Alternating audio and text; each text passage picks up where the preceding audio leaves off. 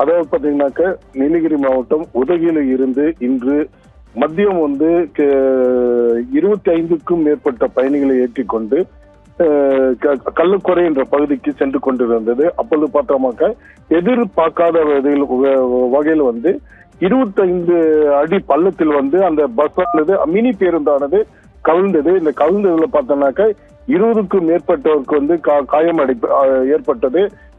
காயமடைந்தவர்கள் உடனடியாக உதகை அரசு கலை கல்லூரி மருத்துவமனைக்கு கொண்டு செல்லப்பட்டனர். மேலும் பார்த்தனாக்க 3க்கும் மேற்பட்டோருக்கு பலத்த காயம் ஏற்பட்டுள்ளது. அவர்களையும் அரசு கலை கல்லூரி மருத்துவமனைக்கு எடுத்து செல்லப்பட்டுள்ளது. தற்போது இந்த பஸ் எப்படி கவிழ்ந்தது காவல்துறையினர் விசாரணை மேற்கொண்டு வருகின்றனர். மேலும் இந்த மினி பேருந்தில் எத்தனை பேர் பயணம் செய்தார்கள், ஓட்டுநர் எப்படி ஓட்டுநர் திசை அதை திருப்பி உள்ளது, இந்த பஸ் எப்படி கவிழ்ந்தது தற்போது விசாரணை மேற்கொண்டு வருகின்றனர். இந்த பகுதியில் ஒரு பெரும் பரபரப்பு ஏற்பட்டுள்ளது.